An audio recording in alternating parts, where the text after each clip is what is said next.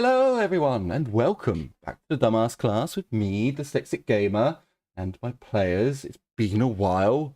It's been 3 months. It's been quite a while, so, we'll come back Just a into little our campaign. Yes, it's been 3 months. The last time we played was the 7th of April. Yes. So hello everyone and welcome back. So, let me come over here. And I suppose I should give a rundown of what has happened. So, in the last episodes, many weeks ago now, well, months, our group were sitting in the inbred village of Izmir when a fiery comet came through the sky. Bit of a weird comet because it slowed down mid-plummet to terra firma, slowed its trajectory and landed in the Screaming Valleys. Our group realised that comets and meteors, things that plummet to Earth and that are non-powered, don't normally slow down.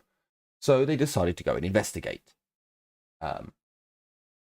After bringing some inbreds with them, they made it to the Screaming Valleys, an area where, as the wind blows through the valleys, there is the screaming, screeching sound that echoes through. After entering the Screaming Valleys, our group realised that this is the sound of metal tearing and grinding against each other, against itself, whatever. The inbreds were kind of scared, but they got over it as they were pushed ever forwards into the Screaming Valleys.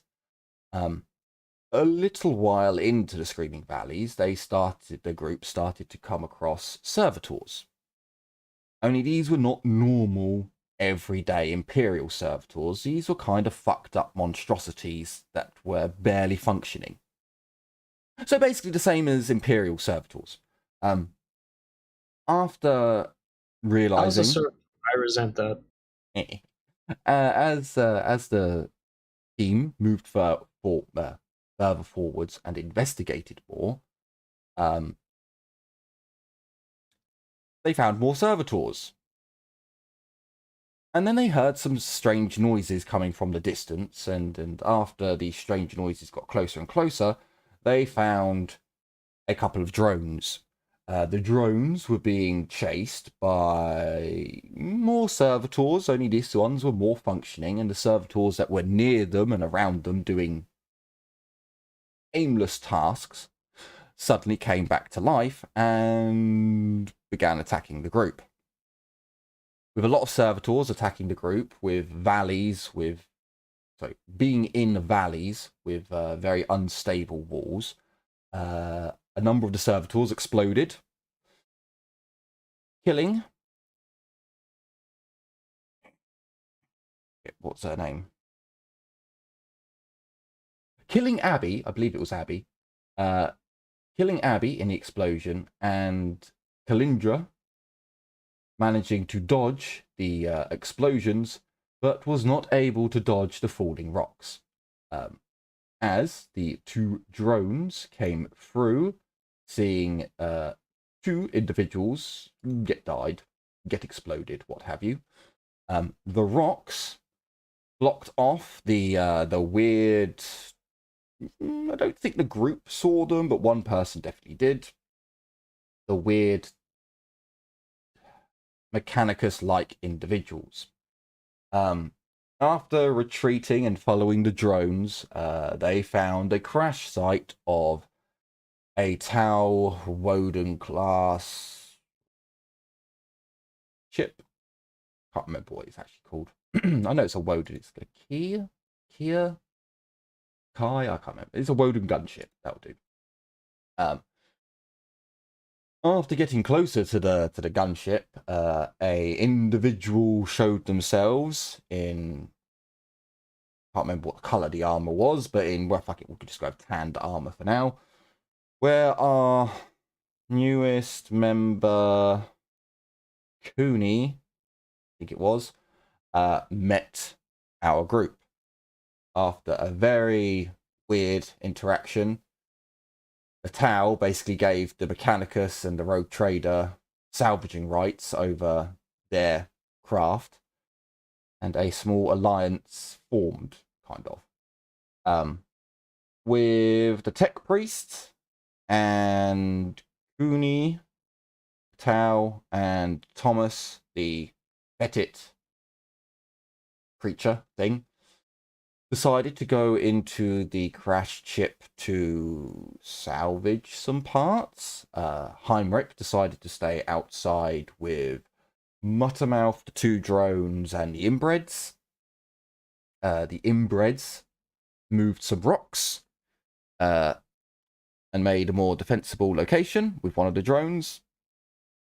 Muttermouth went up and investigated one of the other paths, whilst another drone and Heinrich defended that corridor.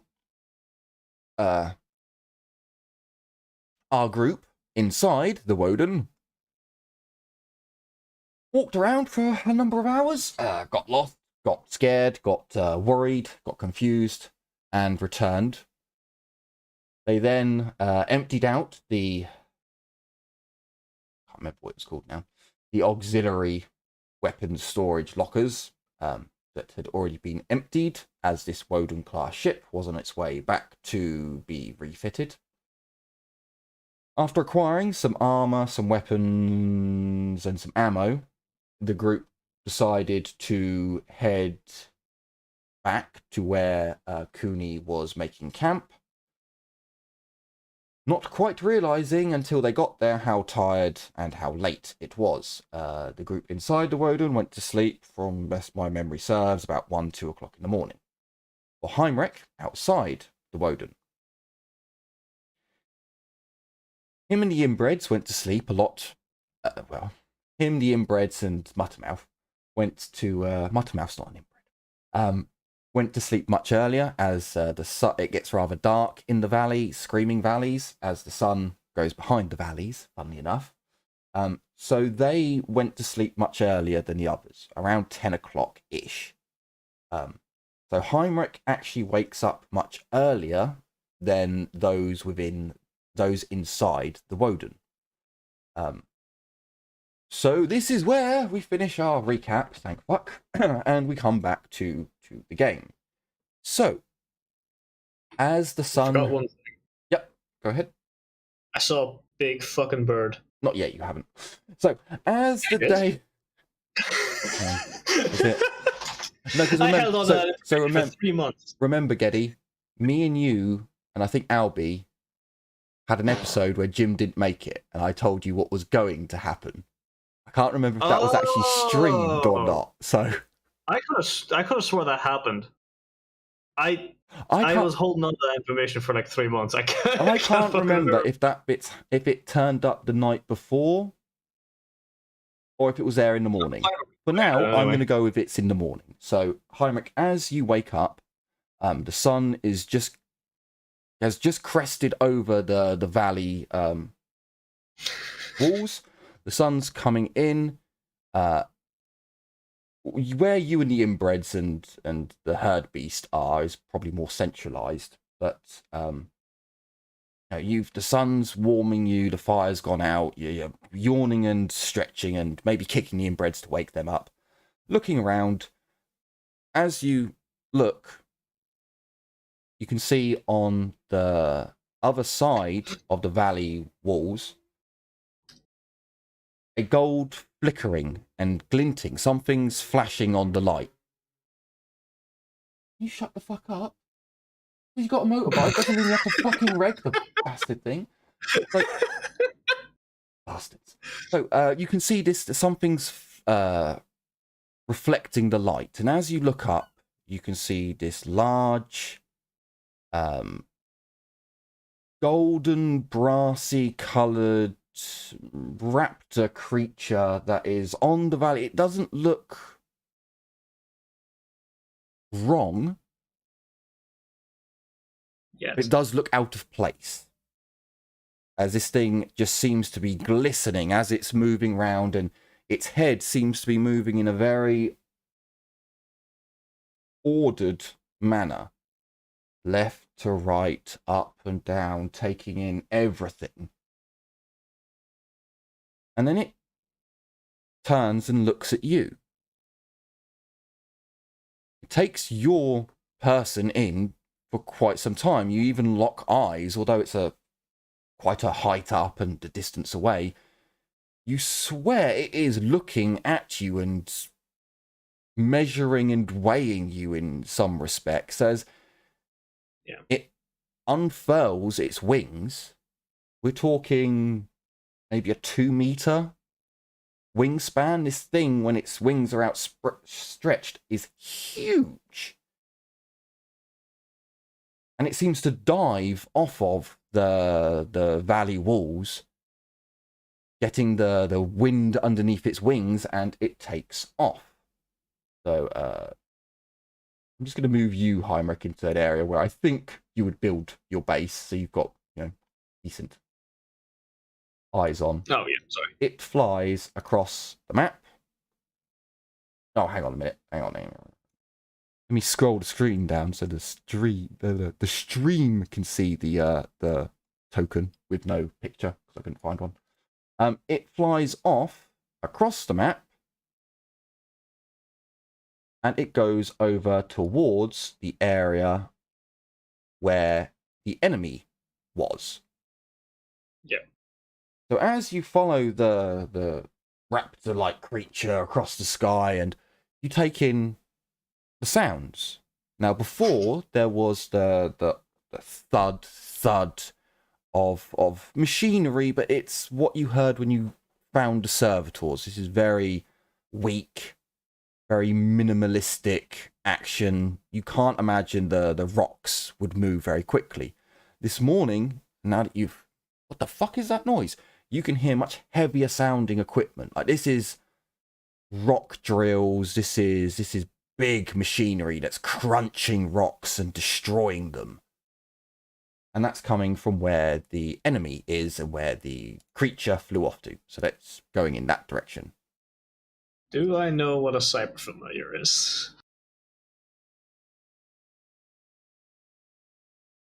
Roll your rogue trader lore. As a rogue trader, you may have met other rogue traders who have psi familiars or other mechanical familiars of different kinds. They're not common. I'd give you a +10 to your lore roll. Yep, I kind of figured as much. No. You've never met a psi familiar? You don't hang out with too many psychers from what you remember. You do know of mechanical. Yeah, I didn't mean specifically a psi familiar, but a cyber familiar, like a cyber hawk or cyber familiar. Cyber rather than psi. Cyber mastiff. Okay. So yeah, you know of them.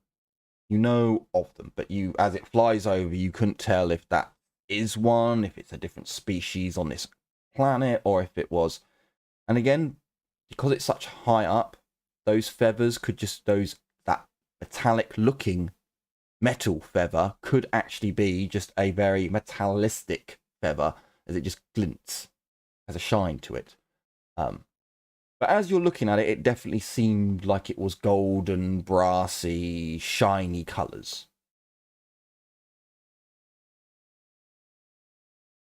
And you can hear a large amount of machinery work coming from the distance. Oh boy.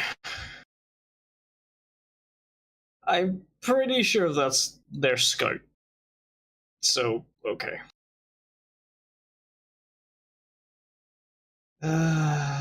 Well, it started on this side. It started on it. See, I can't remember if I'd said to you before that it flew in the night before and was sat there just watching you. No, no. I only noticed it in the morning. Could have been there all day. I, as a player, noticed it there, but that was before that session ever happened. Yeah, I can't remember if I was going to have it appear the evening before. So no, it appeared in the morning. We'll go there. It was just there in the morning, and you saw the reflection of the light on its wings, and that's what caught you to look up. So what would you like to do, Heinrich? You have a Muttermouth with you. Muttermouth did return. And you have 2 inbreds. And 2 drones. I mean, I don't. Can I do much with the drones? They were put onto voice command for some reason. Can I get one of those drones to follow that hawk or bird thing, or at least scope it out? Don't forget, you can always come away. Oh yeah, I have that phone too. I have. Oh, I know. I can do both, Albie, I'm aware. Albie says, don't forget, you can always call me in game. I mean, I call you in fucking Discord if I want to, you little shit. So it has a hover of 6. But hover doesn't tell me how high off the ground Hover it goes. doesn't apply. No, hover is just for the height of the ground. Yeah, but It's that's the thing. If you've put rocks on the ground to make a barricade, can the drone hover over them? What's its hover height? Yeah. Because it can only hover 1 meter off the ground, let's say. It can't hover 2 meters off the ground, 3 meters, then it's flying. So I'm trying to... Like a servo skull says flying. A servo skull says flying. It doesn't say hovering. It says hover. So it can move. Its agility bonus is 6 because it's hover 6. That doesn't tell me how high up off the ground it can go. Right now, I'm going to say no, you can't send it to follow the bird because you had the inbreds block up the path. There are rocks here that are there to barricade the path. You'd have to move the rocks. Oh, it's in the fucking tie book, and I don't have the tie book. Okay. No, I can't even look at it anyway. Never mind. No, you'd only be looking up hover. It's the height that hover. I don't know where that is in fucking. I only know skim from Dark Heresy 2nd edition. Skimmers are very different. A vehicle that skims can actually go quite high up off the ground. But is the tie drone isn't a vehicle, so it has a different. Hang on, here it is. Creatures with this trait have a limited capability of flight, flying, or creatures with this trait have a limited capability for flight, flying no higher than 2 meters. As with the flyer trait, this trait always includes a number to indicate the speed. So it's treated as flying, but it can go no higher than 2 meters.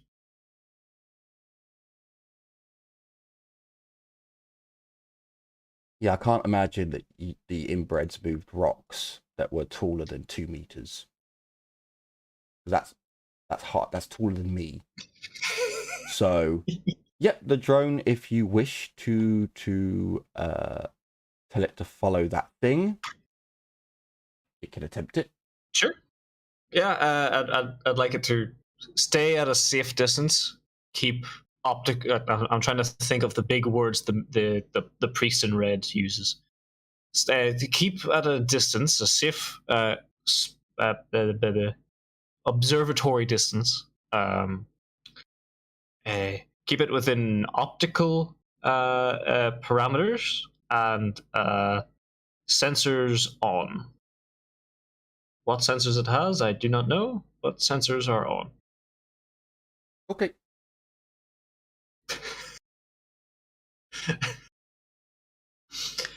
I will wait a moment and then remember that I can actually contact Cray. So I will then. Can Muttermouth go for a small amount of scouting past the rocks?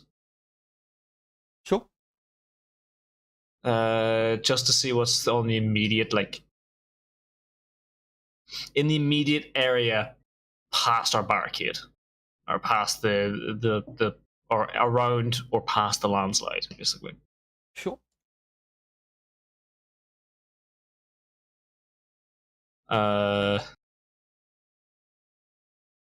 Twiddledee and Twiddledum, if they can get back over. One of them stays here and keeps watch of the barricade, and the other one keeps watch over here with the other drone. And then I will contact Cray. So as I sit on the you back of the cart. wanted one over here and one over. Yeah. Yep. Right. Oh, yep. You could do that. Then I want to sit in the back of the cart and I'll get the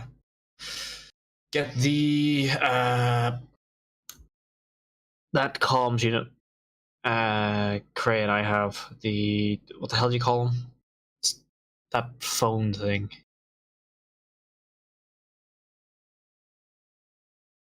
It is called stuff. Sure. The universal earbuds. Yes. So I want to use that there to get in contact with Cray. Hello, Cray, are you there? I have a slight situation. I think we're being watched by something. What do you want? There is static, an awful lot of static, as you are technically too close. These things are meant to be used over large distances. So there is a lot of static there. It's not like a combeed perfect hearing. Okay, that's fine. We can roughly understand what what we're saying anyway, right? Yes. Okay. I'm fine with static. It doesn't matter. So that's okay. If you were in battle at the moment, or if you were in a club, you wouldn't be able to hear him. There'd be too much background noise. But because technically you're in quite a quiet area, you've only got noises coming from the distances. Yeah, it's just staticky, but you can hear him. Fair. Okay. I'm definitely being watched as well. That's perfect. I guess. How goes the what's the big word? Reconnoiter. What's the force composition and their ETA? That I've sent the scouts to find out, including one of the drones.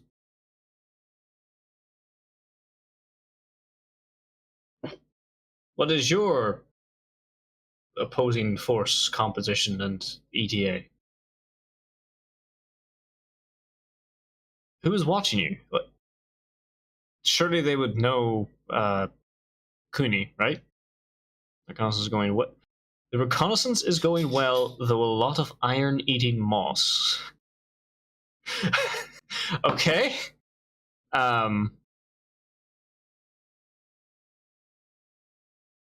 Huh.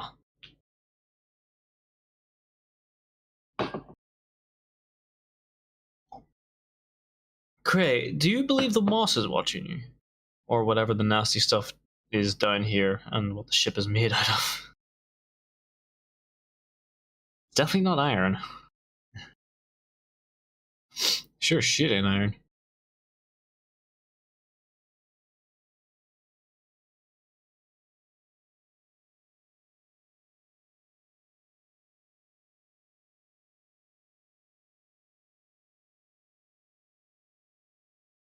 My blueberry mojito is all gone. I'm sad. If you like pina coladas. I do. I do. Never had one. Ah, they're delicious. They're delicious. I don't know, when I hear that song I just think about cheating, so I don't really want to. But if you're it's not actually about cheating, that song. But anyway, if you're a woman, you have the standard pina colada. If you're a man, you have it with lime. Cause fuck me, they're sweet. Right, what have we got here? Well, the ship is a So write-off and looks like some horror story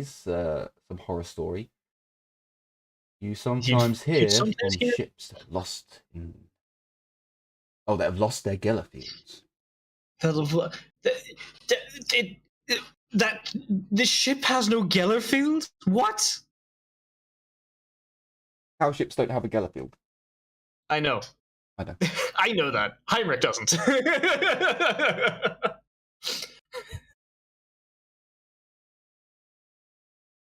Either no field or lost it. This ship traveled through the warp with through the Immaterium with no Gellerfield, with or lost it at the last.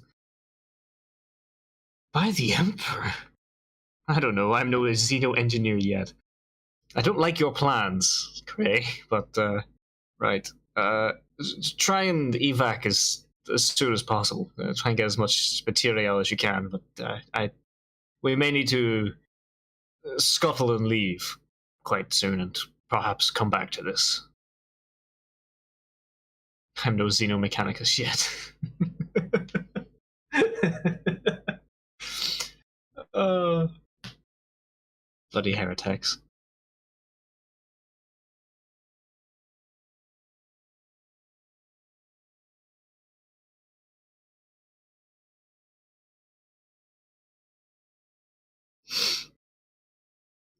We are looking for an armor set for our new friend. Not an heretic, adventurous explorer. Yeah. That's what they all say before, they're slapping fucking cyber dongs onto servitors and send them out into the local brothel.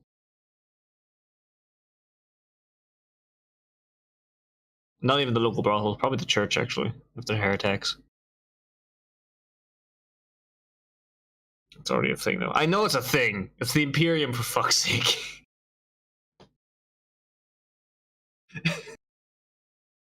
I believe Cooney's a female Tau. Q probably doesn't know what a big dog is yet.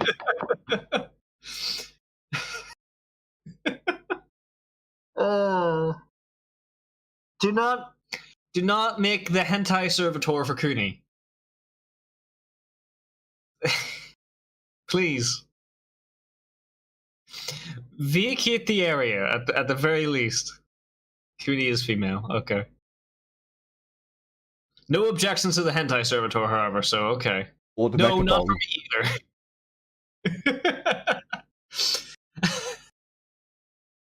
I am very certain. It has been a while, Cray, since we've been stuck on this planet, but I've not steeped that far yet. I've not even steeped into plowing the local produce. You can... Cray, for the love of the Emperor, please. Gather what you can. Please. I'm going back to see if I can spot anything else. Raise me on this if you need me. I will hang up and mutter obscenities to myself as...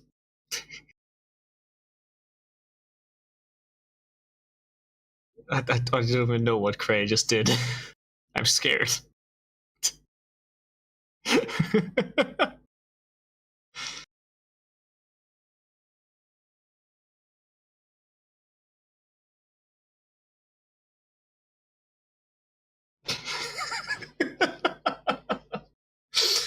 Oh, okay. This is now currently studying a fucking hentai servitor as we speak. Megadong 2d10 times 4 strength damage. Yeah. It gets the multiple arms trait, but it can't use them as arms.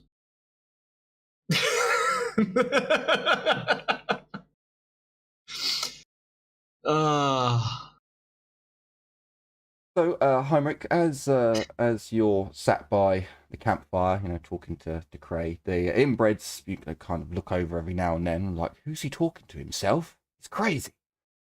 Then, they go picking their asses and sniffing their fingers and stuff. What inbreds do. As you're sat there, Cray, you are enjoying the breakfast that Muttermouth cooked before he left to go scout. I believe, from what I remember, it's possible that Cooney and Cray have some disgusting food to eat. They have Possibly. rations. We gave them rations to get in there. Yes, disgusting food to eat. Yes. That's just dried meat and loins, so it can't be that bad. Yeah. If anything, it's just probably sweet.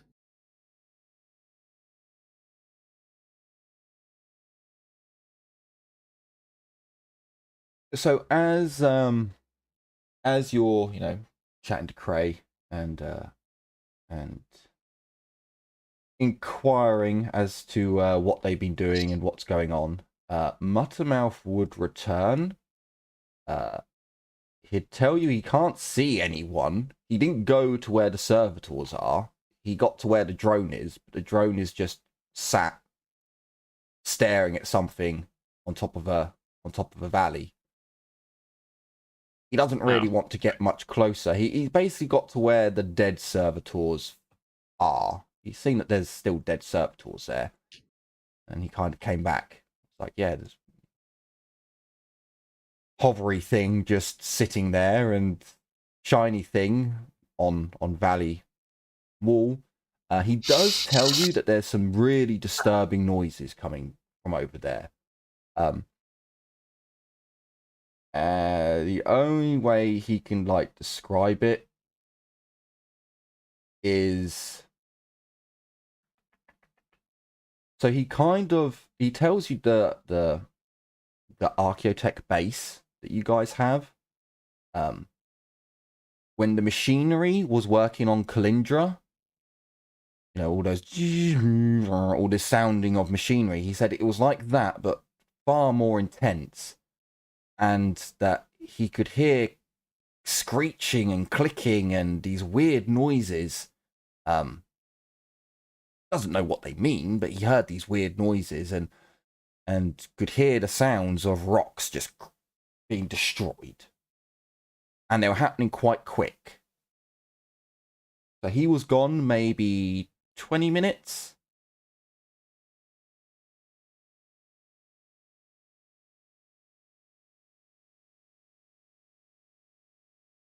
Oh, actually, sorry, I'm on a completely different map screen, so I should probably move Muttermouth back. Come over to this screen, and Muttermouth, come back. There we go. Oh, and just as a reminder, there was what seems to be an exit point out here. Muttermouth had explored before. So he already told Cray that this way there seems to be an exit.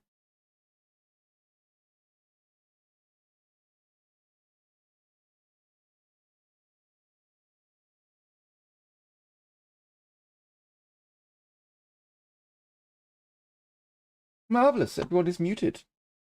Glorious. Sorry, fuck, I don't know why I was muted. That's alright. How the fuck did I get muted? Okay. No, yeah, so... Fuck, what did I say? I know I said something. So you were talking to Cray, and Yep. Muttermouth has so, returned. Yes, so Monoliths, yep, you get me that. That's all okay. I said, shit, they must have some form of machinery, like quarry machinery or something. But at least we have some form of exit. I realized that I didn't actually say that to Cray, so I should probably feed that over that, yes, we do actually we have found some form of exit or fallback.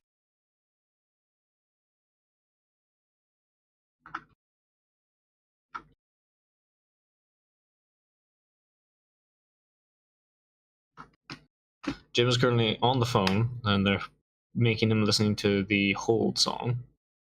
Albie asks, Jim, would we double back or continue the hunt for the PA? PA?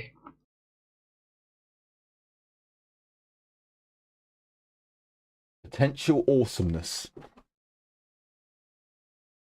Oh, personal armor. Okay, I was going to say. The first thing that came to mind when I say PA is fucking power armor. I'm like, how the fuck did Tau get power armor? I mean, I want the armor. We can always come back here.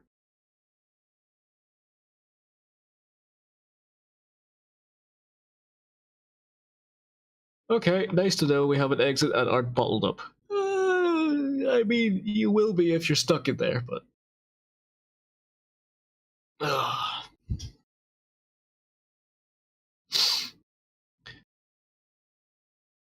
Why the hell did I? What the fuck out? Eh.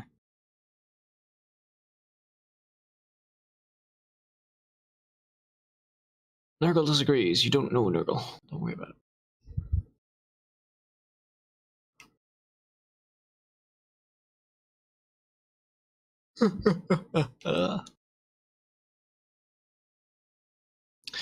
Um. Hmm.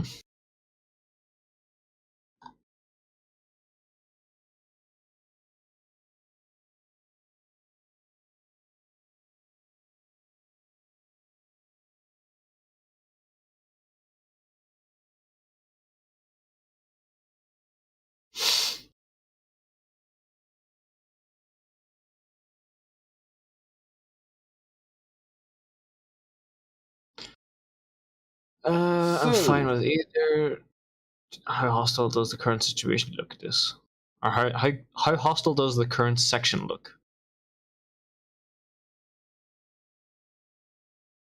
what section? The section of the ship they're in.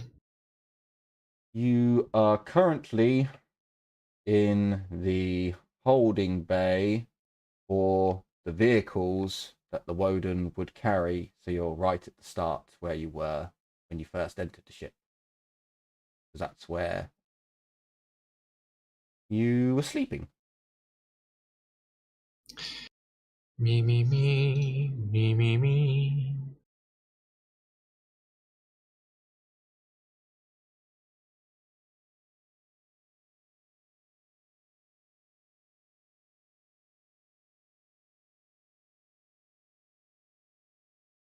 See him. Oh, of the ship lead, right? Okay.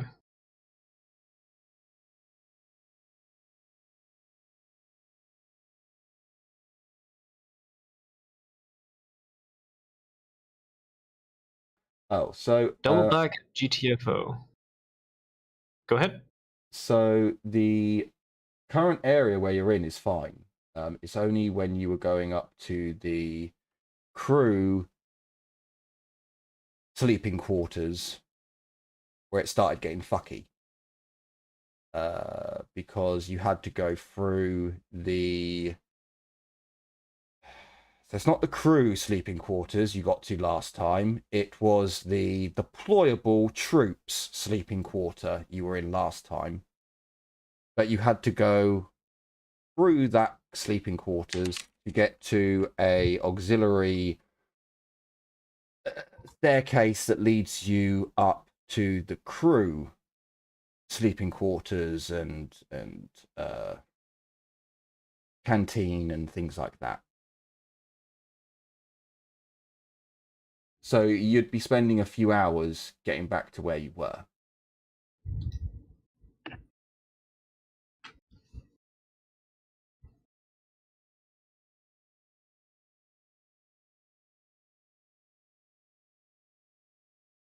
So you won't need to double back if you're leaving. If you're leaving, you literally just walk out the back of the ship, because that's where you open the back of the ship and you climb down the rope or the ladder that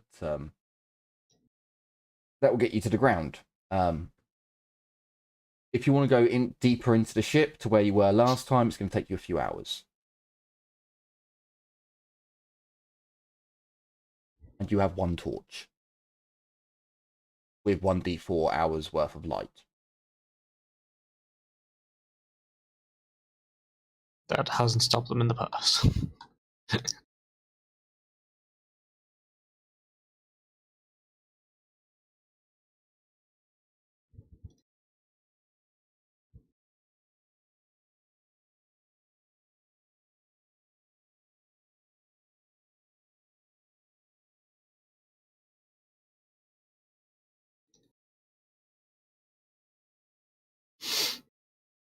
The ship still has auxiliary power running in the power stores, but most power has been evacuated from all systems. Cooney, you'd know that because your power packs are all half depleted.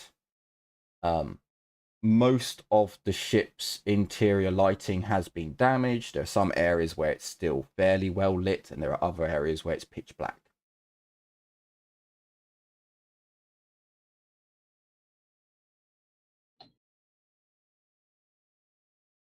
Maybe I could seal the ship, but I don't know if I can.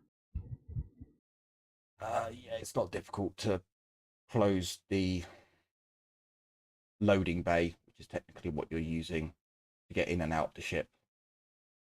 Because I believe the way it works is the Woden carries 2 Tau tanks, or 3 Tau tanks, and like 500 men to be deployed, or some shit like that. So you're with the front of the ship basically gone, you're going through the drop ramp that the vehicles come off and climbing down a rope or a ladder to get to the floor.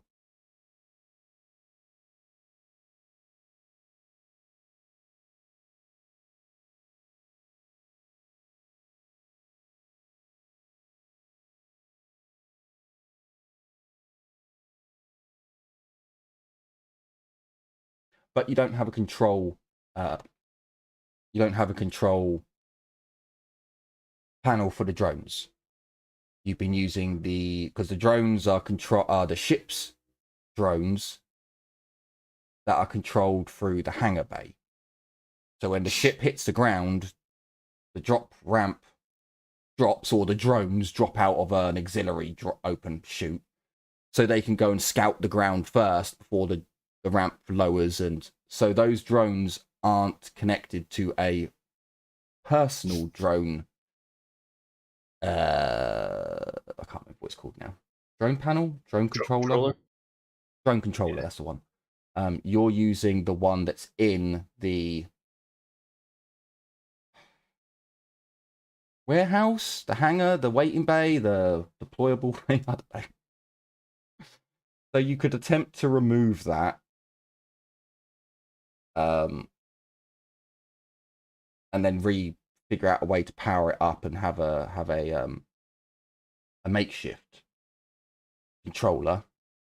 But yeah, you need a drone controller to control the drones properly. I'm pretty sure that was one of the things you went in there looking for.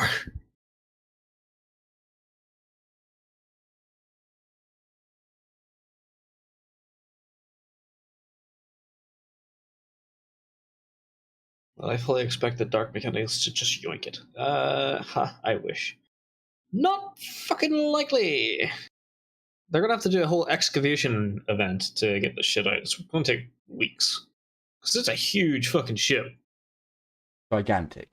It takes hours and hours and hours to walk from one end to the other end. It's not. It's one of the smaller space vessels. Yes. Yeah, it is their smallest intergalactic ships. Yeah.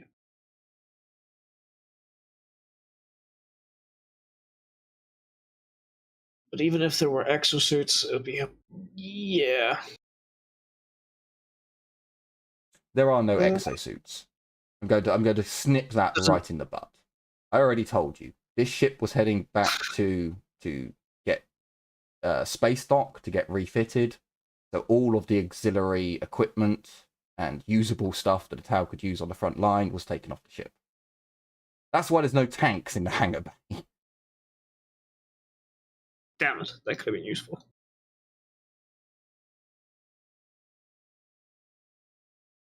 We will not be able to type back as he is currently on the bike.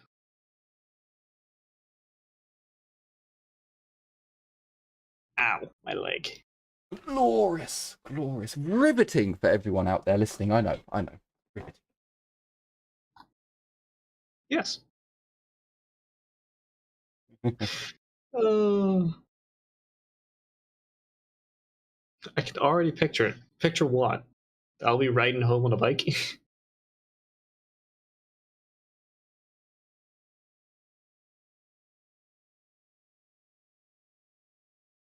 Oh, us flying out of the ship and blasting a barracuda.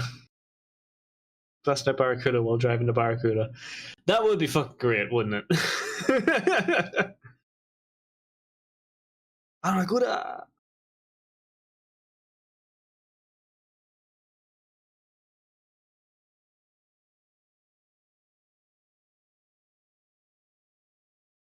Be right back. Oh, okay. Okay then. So, Albie is currently biking, and Jim has a contact. So, give it a moment, I suppose. Oh, God.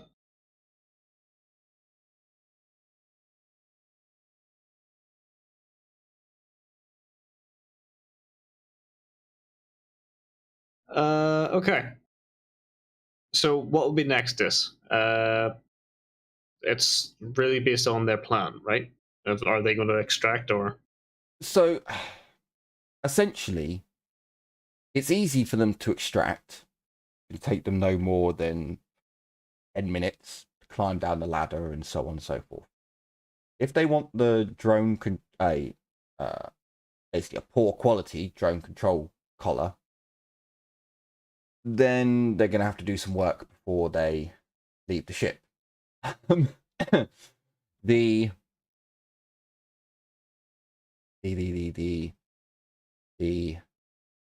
So Muttermouth gets some information from you, and he goes back to where the drone is, I guess. He goes over to the drone and he tells it to return. Oh, use up some sort of Yeah. About 20 minutes or so. Yeah, the drone returns. I kind of realized that when he flew off. Yeah, that was part of the one that fucking happened when I was muted, because I went, oh shit, I didn't tell it when to come back. Okay. It's all right. Muttermouth knows. He can sense these things. Planning to leave and so on, you know. Gathering up things and people and stuff. Am I going to grab onto... No, Okay. Muttermouth's whipping the... Sorry, Muttermouth. Heinrich is whipping the herd beast to get it into position. Oh no, I'm just sitting on the back. Okay, the inbreds whip the herd beast to get it into position. I literally just sat down in the back for a while just to just get in contact with Crane. Also, while I was relaying information back and forth and everything, that was a case of like, oh hey, yeah, all right. I can't remember. Did I write down how big the Woden is? Do we have some numbers to crunch? It is. It's a gunship, which is absolutely wank, by the way. Its class is a gunship. Its hull type is a raider class. I'm like, okay. Doesn't really make that much sense. The crew population is 2,800. That seems a bit low. No, that's crew population, not carry. Oh carry. Yeah, I suppose. But again, Imperial ships have 9 times that number. So yeah, but these are tower ships. They're slightly different. The Imperium runs off slavery. 699 Tau died. Because there were 700 left on the ship when it went back to its skeleton crew. Let's go and. Oh yeah, I get you. And I don't actually have the exact size written down, unfortunately. Sadness. Yeah, it's alright. Oh no, that's not. I haven't put anything in there.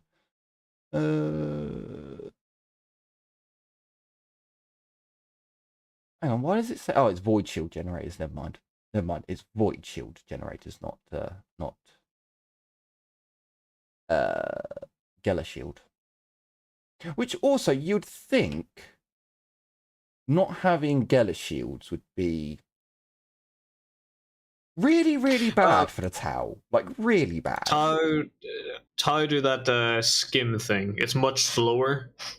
than warp speed travel, but it's more reliable. But that shouldn't really make much of a difference in the fact that the warp bleeds into the material universe. So when you're flying through space, you can hit areas where the warp is thin. The veil is thinner and strange shit happens. And they've got no way of defending against that shit, At least in the Imperium, they could be like, turn the Gellerfield on quickly. Ding. They have some natural defenses. That's the only thing. But that's again the point. They have a natural defense where they're much less visible in the warp. They're really, when you actually look at the grand scale of things, the Tau are in a tiny area because they don't actually go all that far. They've only reached the other side of the galaxy now because they stole Imperium tech, retroactively made it Tau, or re-Tau-azized it, basically, and then fucked up an entire planet because they activated the warp drives without Geller fields on a planet. They have suffered for their hubris of no warp drive of Geller fields because they did it on a planet.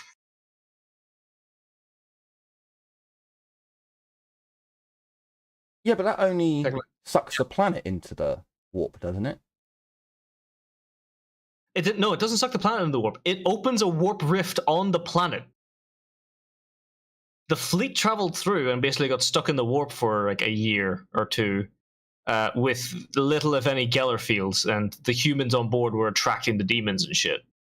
While that planet basically was, hey, CIA, hey, you got that black marker? Just scribble that fucking planet out. That never happened.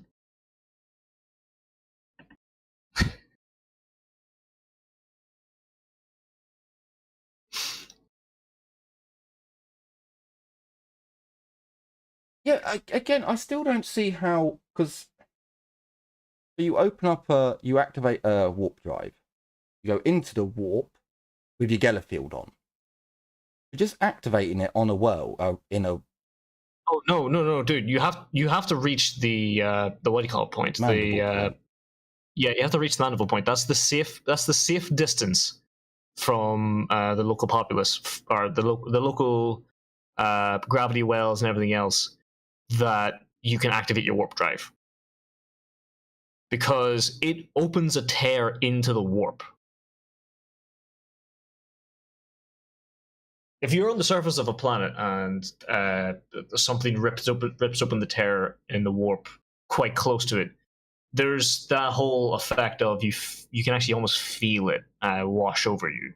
You can taste it's the taste of burning ozone and shit. I mean, again, this is where GW just doesn't explain shit properly, because I know for a fact I have listened to audiobooks where an Arch Mechanicus fleet, by Call himself, was able to, like, right next to a planet, just through the warp, in Materium, there he is, boom.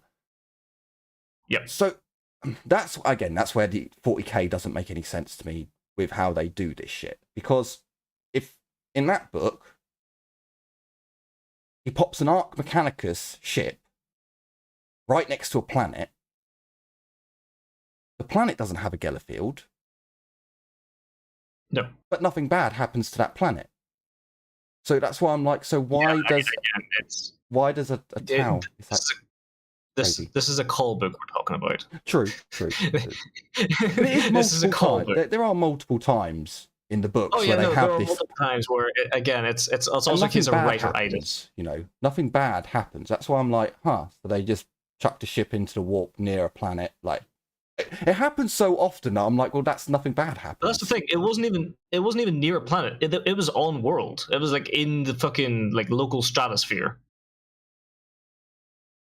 Yeah, but see this. I just don't get how that's bad. Like, I get it that they'd feel the warp opening and something like, the heebie-jeebies coming over them all. But it's not like demons run through. It's not like every time an Imperial ship goes into the warp, a horde of demons go through the warp rift into the material realm. That's what. Oh no, they can. They can. That's what a warp rift is. Yeah, but I didn't think that happened when every time they jumped into warp space. That's why they do it at the Manderville point. If they fucking come through that warp rift, they're just gonna float in space and die. Like, they're in the middle of they're in space with nothing around them. Yeah, but demons don't breathe. Yeah, So they're not going to suffocate. but they're also just stuck in space. Oh, but then they're also exposed to extreme temperatures, like extreme hot and extreme cold, and sudden pressure change and everything else. Like all that shit still comes into effect to their partially physical bodies. Yeah, it does make sense, I suppose. It's also partially a belief thing as well, because if you activate it in the warp in this area here, you're going to be safe, especially if the gargoyles are watching over you, shit like that. That's one of the things from the old books. Yeah, I mean, again, that's the 40k, the Imperial belief that these items look after you. And yeah. Because again, I've never heard of the Tau fighting chaos. As far as I'm aware, the Tau don't really know of chaos, demons. The start of 8th edition is when it all kind of kicked off, and they had a big fight with the Plague Bearers. Not the Plague Bearers, the Death Guard. They actually fought Typhus, if I recall correctly, and got absolutely fucking struggle snuggled.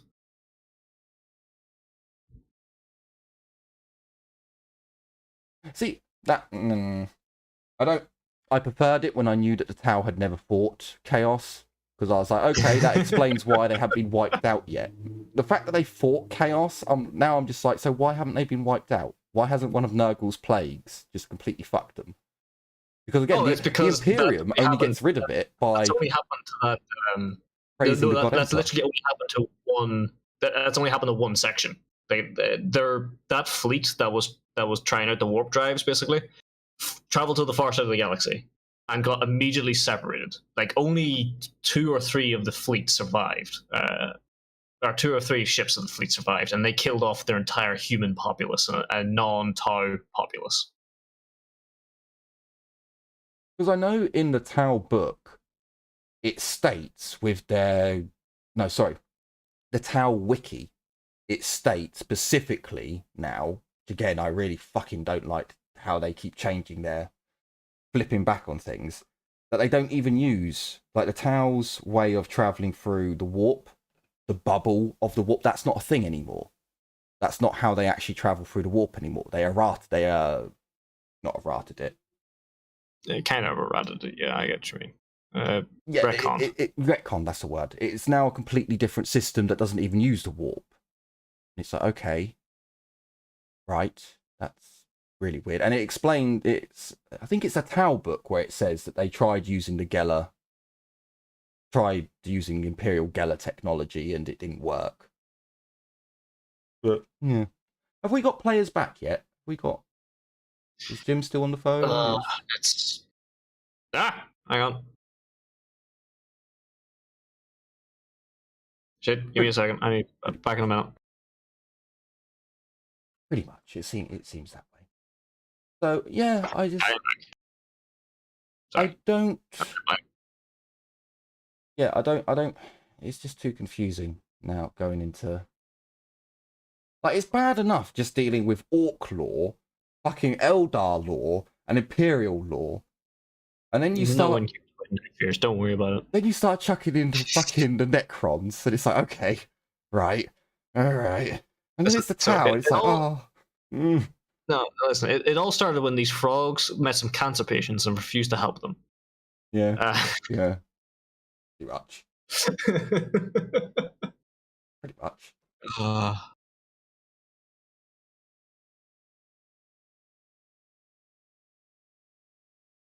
Jesus Christ. I love how that became a meme for a while. I think it still is, to a degree. I'm now wondering if I have paint on my elbow or if my elbow is just really flaky and gross. Things you talk about when your players aren't fucking here. I think Elby's back, or at least he's still on his phone.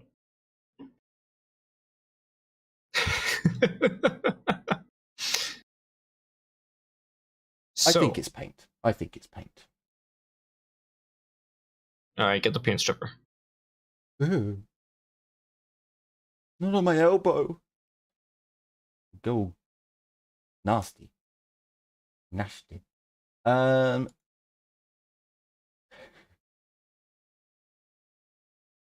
have you done? Nothing. I was just.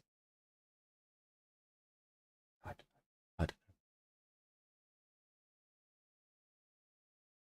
It's far too confusing at times to try and figure out how all this shit works.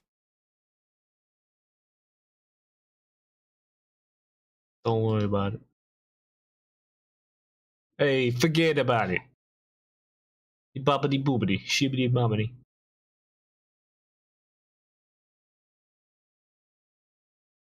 I know, I'm going to piss off the Americans because that's always fun. So,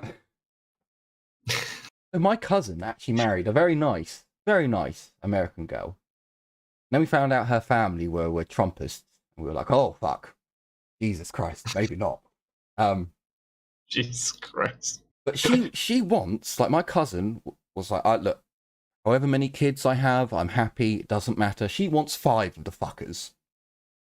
So they've got 2 at the moment, and my cousin's already like, I don't know how. I don't know how she wants another 3, but she does. But she also, being an American, she has to do her taxes every year for America, even though she's in England, and I can't remember. Oh yeah. I can't remember. Oh no, if you're because you're in that invisible 51st state of international. So American. she hasn't given up her US citizenship. She hasn't done that, but she has emigrated here. So she's paid her NHS fees, so she gets free NHS treatment. Well, everyone does, but she gets all the same benefits any English woman would. Yeah, and she pays for it. Yeah. Well, no, so she had to do a one-time fee. Pays the tax. Yeah, no, she had to do a one-time fee of £500 when she emigrated, and my cousin was like, how fucking dare they? How dare they charge that? And she was there saying, shut the fuck up. I pay £500 for free healthcare? He's like, well, no, you have to pay. She's like, no, if I break my leg tomorrow, this gets fixed for free, right? And he's like, well, yeah, you still have to, like, pay it in tax. She's like, I don't care. She wants 5 kids, right? So I think she wants 5 kids because she's in England and it doesn't cost her anything. Because if she were to have 5 kids in America, that's like $250,000. It's like $50,000 per kid.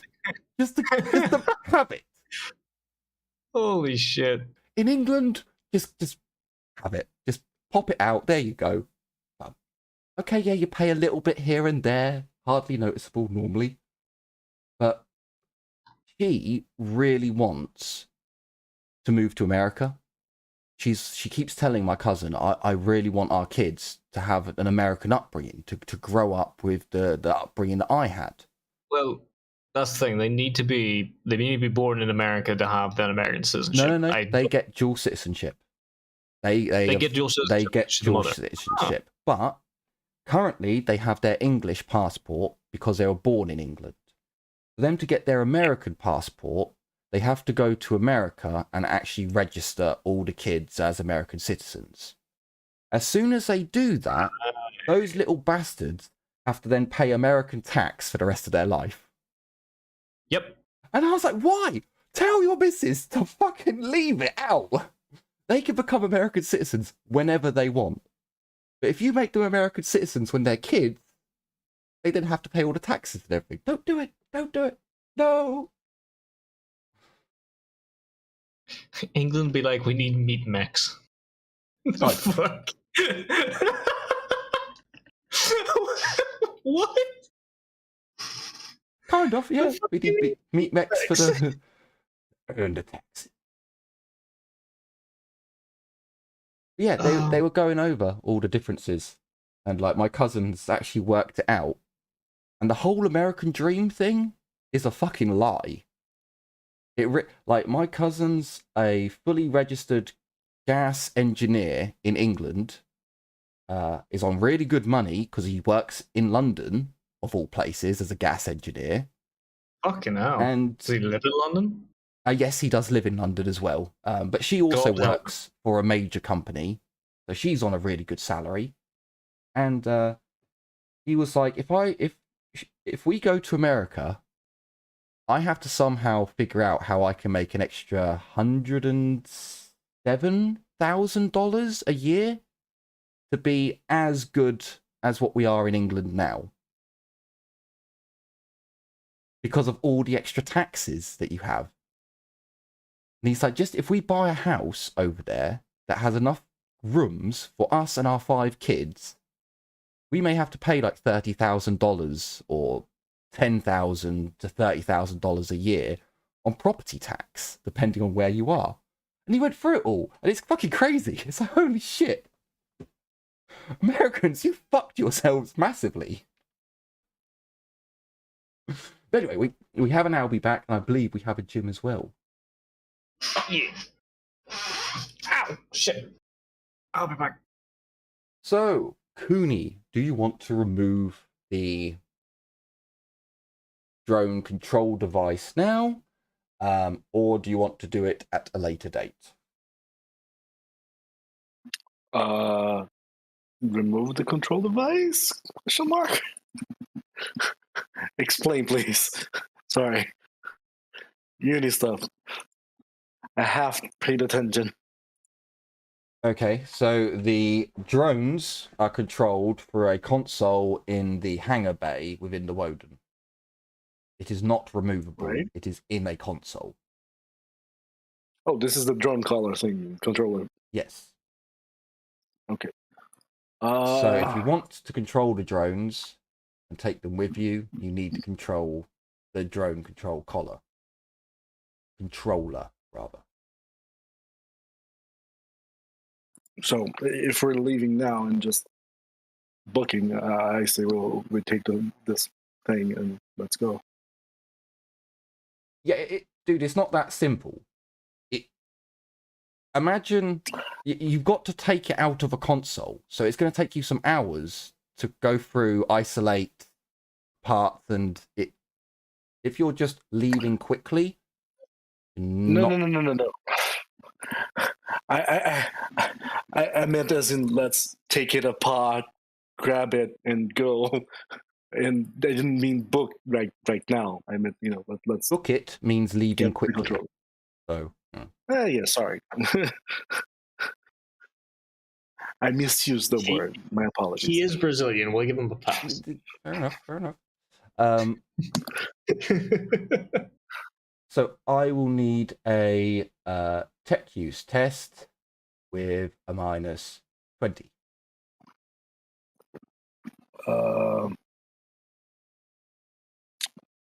Tech use test -20. Let me just check my talents. It's been like a billion years. What's his name? Craig does say he wants to assist. I will assist. I start cutting it open after turning it off first. Great. It's Xenotech. So it's a -50 for you. Ooh. It's -30. You need Xenos Tau. So you need the knowledge for Tau first. Hang on, is it -20 or -30 for Xenos?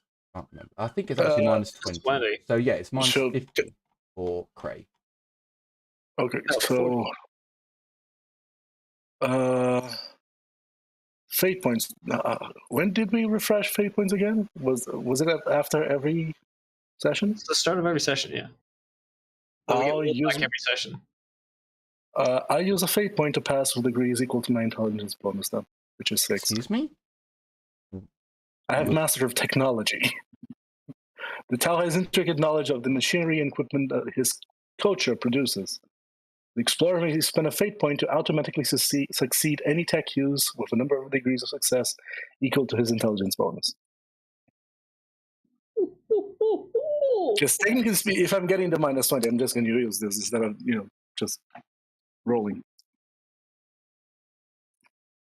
I mean, it's going to take a while anyway, but Yeah, I don't mind how long it takes. It's just at least this way I know it will succeed.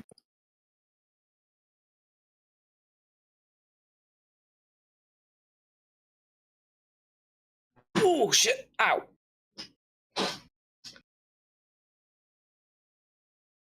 Fredo, can I get a 1d4 plus 1?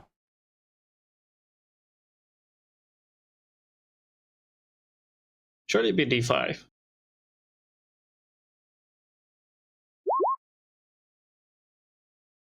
Crafting things are 1d4s as far as I'm aware. Really? Oh. Oh yeah, Rogue Trader. Never mind. I was pretty sure Yeah. it was 1d4 plus, because there's a crafting menu. Hang on a minute.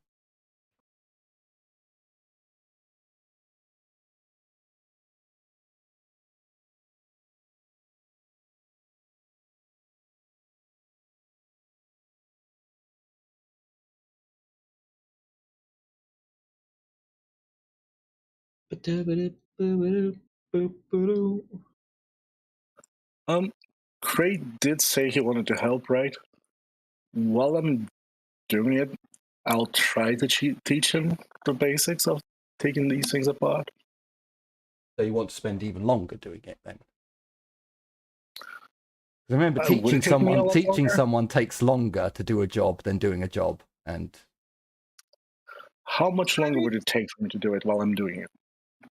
well, again, he knows nothing of Tau technology, so you're going to have to like bring him in under the console with you and be like, okay, so this is our transistor, this is this, this is this, this is that takes time. It's not a. This is our transistor. This is a transistor. He goes, what the fuck? No, that is exactly. on the size.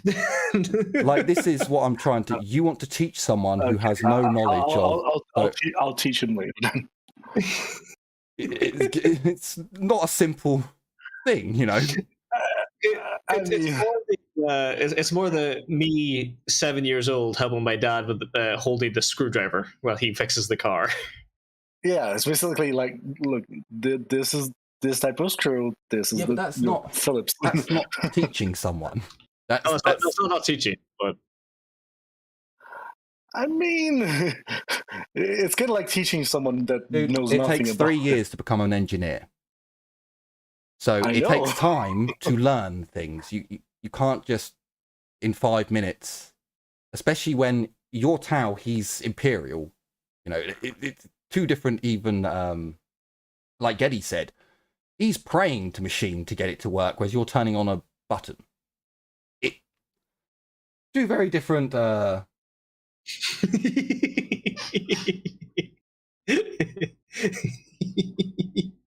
Over here, it's 4 to 5 years too. I can't remember what the word would be. It's the two religions clash. Where the fuck is that? No, not that one.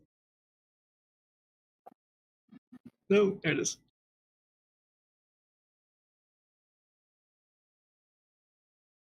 Yeah, I believe it's 1d4 plus. Can't find the crafting menu now. Thought it was under. Oh, it's so much easier to find the. Hang on, is that it? Yeah, hang on. No. That's... Well, fuck it, we'll do one. So yeah, it's going to take you 4 hours to go through and isolate the componentry that controls the drone collar, and then taking it apart, and then removing parts, and so on and so forth. I don't know if I heard this right, because I have heard it. Did Cooney see Trey contact whatchamacallit? Heinrich? Technically, no, because you would have been asleep, considering I said both of you two were asleep. You two went to sleep later than Heinrich. Heinrich then woke up earlier than you two and called Cray on the phone. So technically, even though you guys were texting at the time and not actually talking, yeah, you would have been asleep. You might have heard him talking, and that's, you know, risen you from your slumber. But And then I'm not going to assume anything. Never mind.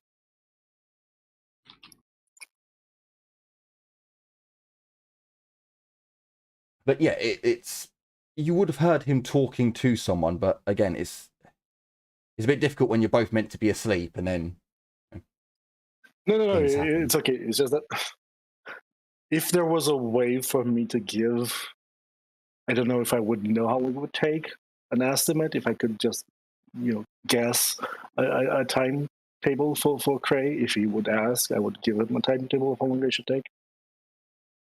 Between 1 and 5 hours. You rolled a 1d4 plus 1. Between 2 and 5 hours. And then I would tell that to Cray. I will take that amount of time, basically. Yeah, it's the same when I do a job. I can look at something and go, well, it might take me 4 hours. It might take me 6. There is a swing there. That's basically the thing, but this is advanced science, so this is 40K too, so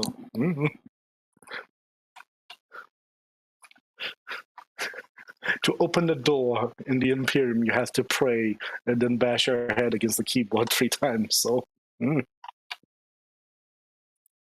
No, hang on. No, it's 3 times. No, it's not 3 times. It's 2 times. Get it right. Is it 2? Sorry. Yeah. See, I know nothing. No, it's once. No, you see that's where the confusion comes from. It's once with the fist, twice with the head. Ah, I see. It all makes sense now.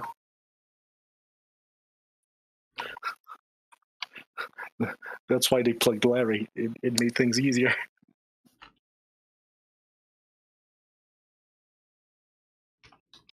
Oh, by the way, Jim, there are going to be times when I tell you that ability will not work. Just so that we're clear. That, Because as far as I'm aware, there should. No. As the GM, I am telling you there'll be be. times when that ability does not work.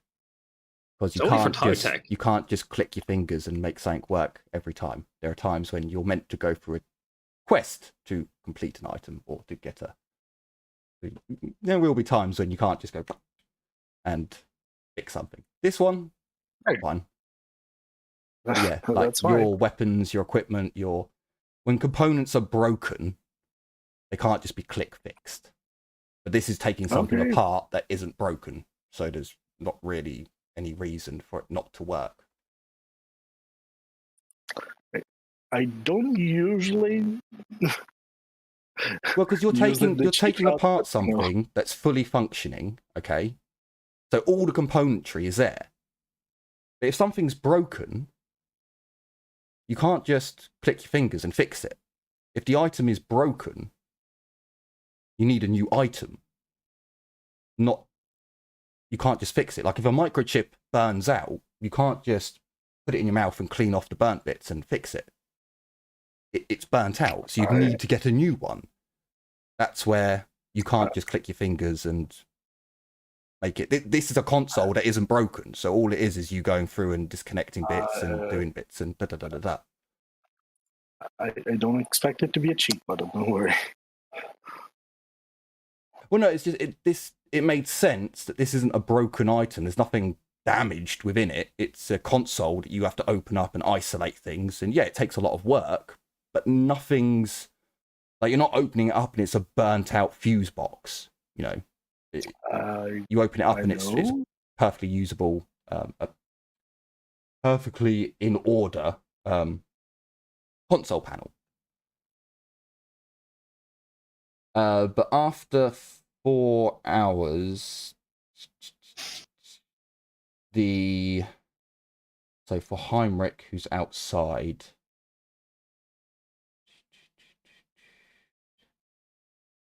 so hang on, I'll go to the other map now because I've got to see how. So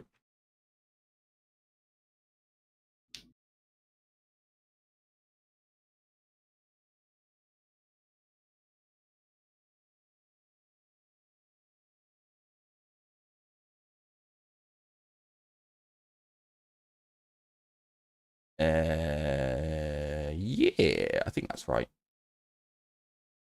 because it's 4 hours and it was 3 rocks per hour.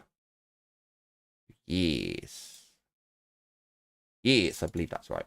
So for Heinrich, the sounds of industry, shall we say, continue getting louder and louder and louder.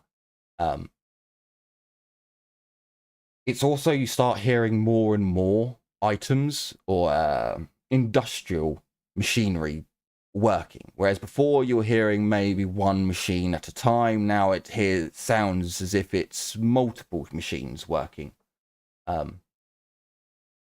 So if Heinrich woke up about 7-ish,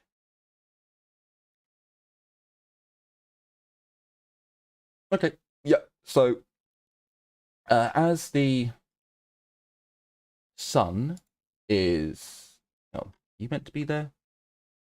Yes, you're meant. No, you're not. As the sun gets higher in the sky, not quite midday, when Cooney and Heinrich and, well, actually, no, Muttermouth will probably stand around and watch as well. And Muttermouth have finished inside the Woden.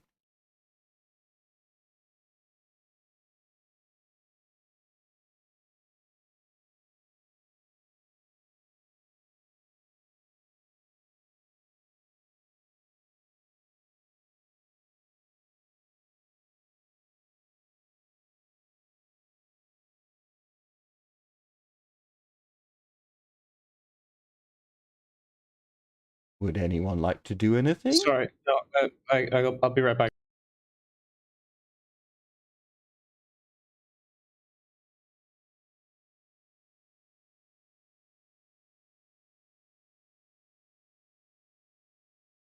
You know, I just Muttermouth.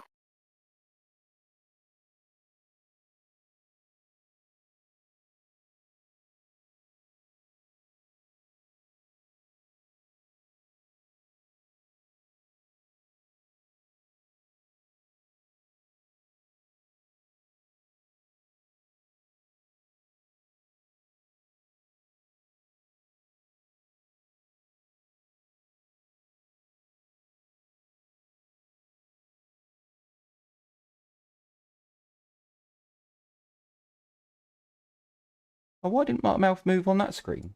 That was sad. Why didn't you move, Muttermouth? Should have moved. I thought You didn't. I don't know what I don't know what I heard. I thought it was my dog. I thought something happened to my dog, but it turns out she was just in the middle of a dream, and I woke her up. I got a bit panicky there for a second. Sorry. So you guys are finished up in the ship.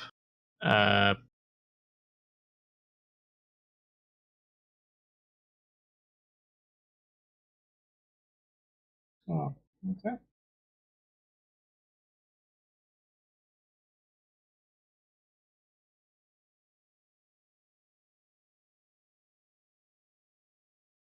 What are you doing this? So if I move Muttermouth onto his same, it doesn't move him. Whereas before he would have moved down here, and then he would have moved back to there. No, it came up. That started like a little while ago, probably 3 or 4 months ago. If you end on the same tile you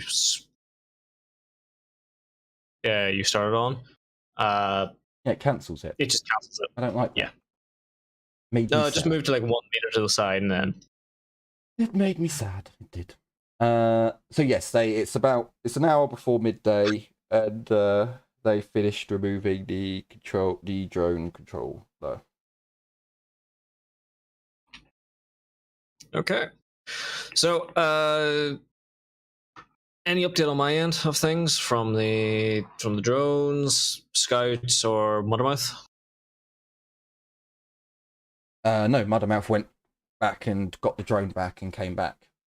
The sounds of industry have increased. It sounds like it's multiple machines now, but other than that, nope. Okay, I'll just calm down asking for an update. of how they're getting on.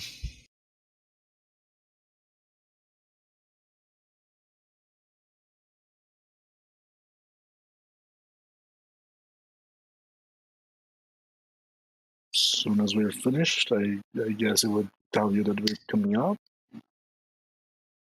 Sure. Did you get what you need, or are we done here? I believe Cray and myself, we agreed to seal off the exit, so just seal off the ship, and yeah, that's it. Okay.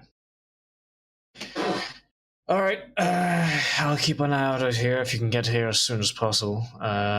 It's getting louder. We'll vacate the area when we can. Yeah. As they're coming as soon as possible and have to, seal the door. Can I get some of the, or can I and some of the locals start clearing some of the rubble out of the way so we can actually get the cart out? Probably would have started that a little while ago, but yeah. Sure. Yeah, you can do that. I don't believe. Yeah, no. So they move some of the rocks. I can't actually move the rocks because they're on the map. Not. I have not placed them. No, I know. But they clear it out so that you can get the cart through. Sure, they can do that.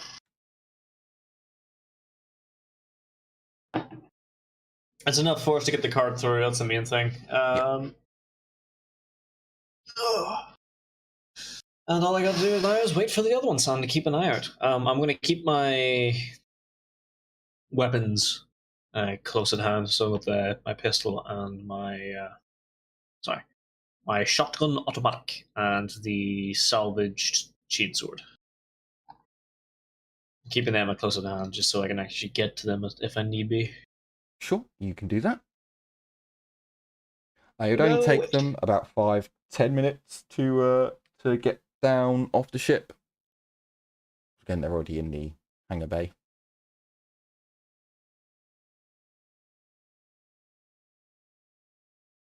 Sweet.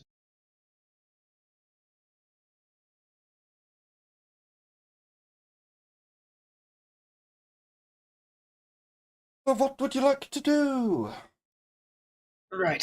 So, doors sealed, correct? Yep. Okay. Albius typing something. Hang on.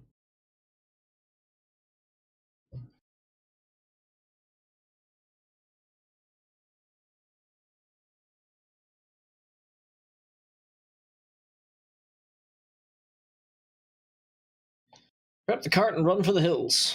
And run to the hills. Or the inbreds. Both works. I'll tell the drones to follow me, and I'll join them and let them guide the way.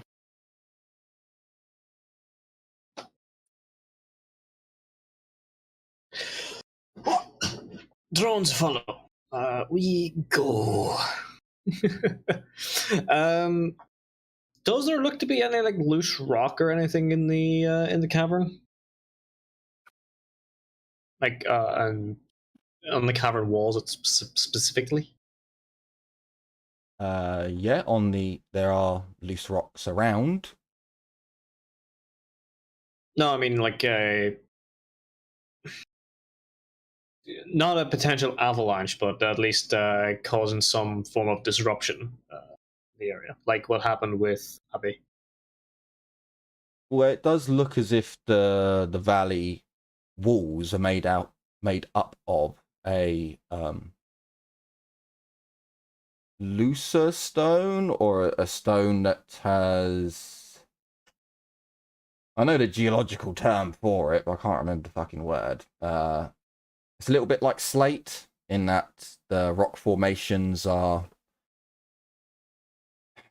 although they're very tall, very strong, the outer surface of the valley, hills, walls, what have you, heat and contract, and they do, the rocks have cracked. There is a lot of loose stone and rock on them. you don't know if you can create an avalanche or a rock slide or a big enough explosion would. Yeah, explosion one. Okay, I'll make note of that for next time. But for now, I think it's just time to vacate the area. Okay. So your group leaves to the northeast. Yes, the northeast. Where's the map? Hang on. What's this map? Why is that map? Oh, that's where it all starts. Gotcha. I did a start point. I see. Okay. Fair enough. So, as you all make your way out of the Screaming Valleys, technically your token should be like somewhere in here. Oh, hang on. I didn't move the player token to that one. There we go. That would explain it. So yeah, you are further into the Screaming Valleys area. There we go. But you are currently making your way out. So, can I get a awareness test? I think it's awareness. Or is it perception? Remember now. Awareness for Dark Heresy. It is awareness. Can I get an awareness check with a -10 from everyone?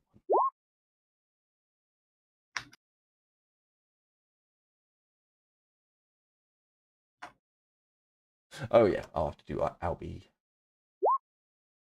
I shall have to roll Cray. God damn it. I'm going to use a fear point because why not?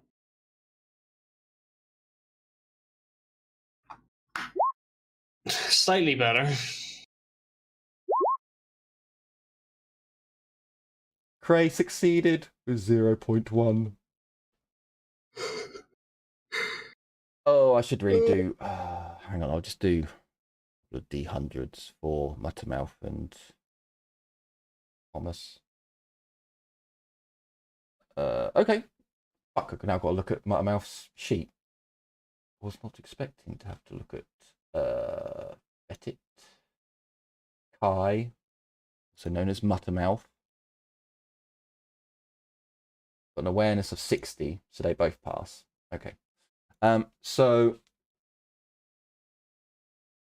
Heinrich, something you're not quite sure. You're looking around and you look up, but you don't really see anything. As Cray, you kind of see Heinrich looking around, and you look up rather than looking round first. Cray, you notice these glinting wings. It's light reflecting off of something high up in the air. It was Muttermouth and Thomas. So Cray, Cray, as you turn, you see this thing in the sky just briefly. You can see Muttermouth and Thomas are both looking at the thing as well, only they seem to have got a better look at it.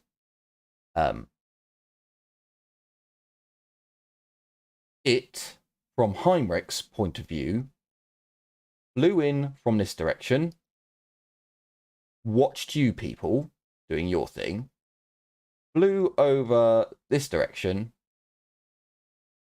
and then it appears... Oh, I need to zoom out a little bit.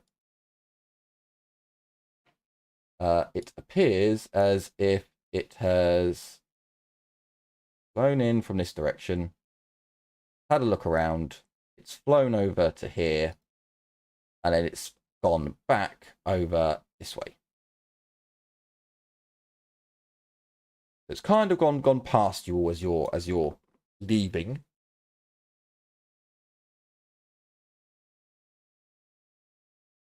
So, Cray, you can give me an Adeptus Mechanicus law roll. Forbidden law or whatever one. Flat see if you know what it is. Muttermouth and... But they don't have any law skills, as far as I'm aware. Well, they do. Thomas does. I don't think any of them apply here. No. So I'll do an intelligence roll. Just to see. So it was 45. Yeah, so Muttermouth and Thomas don't have a clue. Let me come over to Cray. We'll do a law roll for the Cult Mechanicus.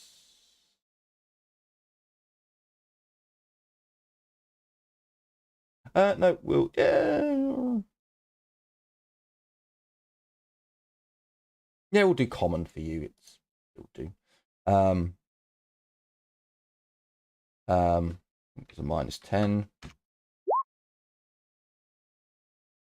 Okay, so Cray, you're not 100% sure. But the way that the wings moved and it glittered and...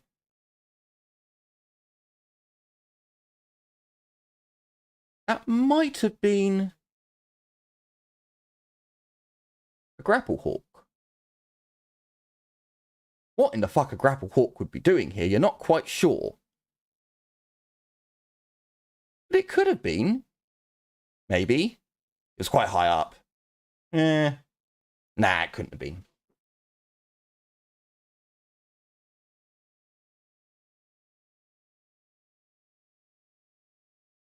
A grapple hawk is a cyber familiar that is a bird that has been turned into a robot and that has a grappling ability onto it. It can pick people up from the ground and fly off into the sky with them. They are extensively used by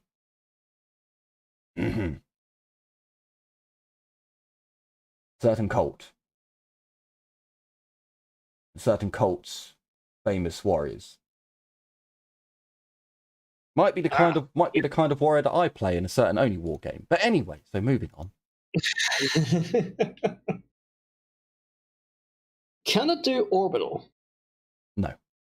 What, orbital strikes or orbital fucking what? Grapple hawk? No. No, orbital. No, orbital combat is in like atmosphere. Aerial combat it can do. Orbital it can't because it can't leave the atmosphere.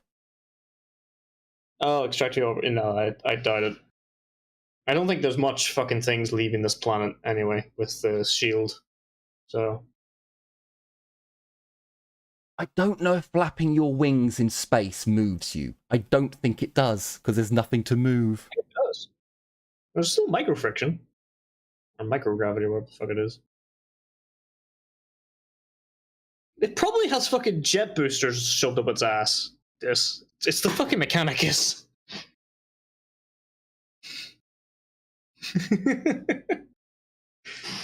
Damn, why is it so fast? It's fucking baka as it flies past on a jet engine.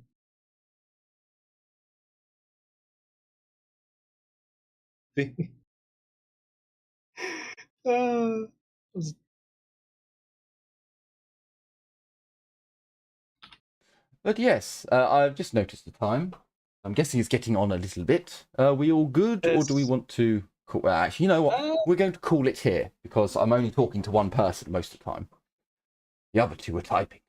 So what we'll do... I mean, I'm not in the scene. is we'll end the episode... We'll end the episode off here. I didn't see anything, though. as it's been quite a quiet episode as it is.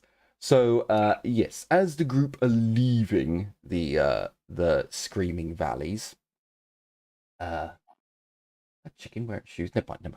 As the group are leaving the Screaming Valleys area, we will end the episode off there. So when we come back next time, our group will be coming back to the first map, I believe.